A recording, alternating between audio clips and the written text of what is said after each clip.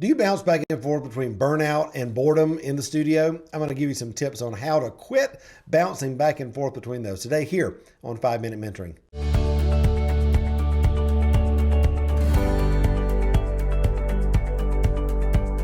Well, hey, my friend, so glad that you are with me in the studio. Listen, one of the wonderful things about being a working artist is that you're busy. You got things going on. You got shows that you're preparing for, commissions that you're working on. You may have some retail galleries or stores that are wanting your work. There's always another Instagram post to put up, another Facebook post, another ad to run, another magazine thing to design, another, article to write, all the things, right, that it takes to do, your life as a working artist. And often I find that we end up running back and forth between burnout on one side and boredom on the other.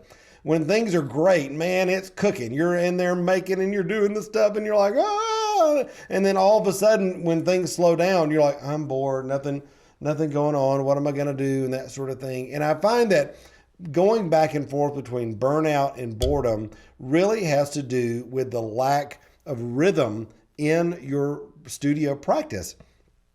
When you're building a studio practice, you've got to be just as intentional about play as you do about production. What do I mean by that? Well, it's easy, especially for us doers, to think that, man, everything I do in the studio has got to be for a transaction. It's got to be for somebody to purchase, for somebody to see, for somebody to give me some money for. And so everything that we're doing, we kind of push toward that production end. But when you do, you rob yourself of the beauty of experimentation, the beauty of play. And so I think one of the things that I've tried to do over the years as I was growing my art business is, and for me, it works in the mornings, as I'm coming into the studio and I'm ready to kind of get my day started, a lot of times I will start with play. And that looks like maybe some sketching or some drawing. Maybe it's playing with materials. Maybe it's taking a piece that I made a few weeks ago that I don't really like and maybe beginning to adjust that. Maybe playing around with color, maybe playing around with surface designs, just doing some things that kind of get the juices going.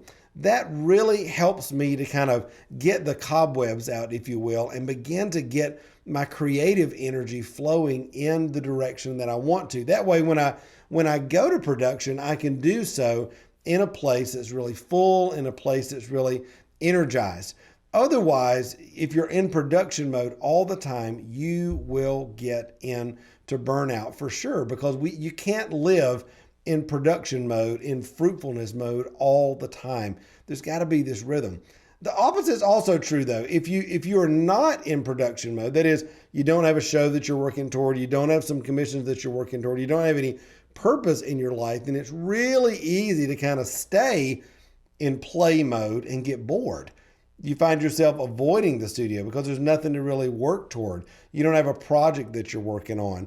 You're just kind of, oh yeah, well, I could go in there or maybe I'm not. So I find for me on the other side, it's really healthy to have commissions that you're working on, have a show, or maybe if you're brand new in this and you're like, I don't even have any of that, Matt, maybe just a collection that you're working towards, something to give you purpose with a deadline. That way you don't fall into the trap of being bored and just kind of, floating around loosey-goosey in your studio practice.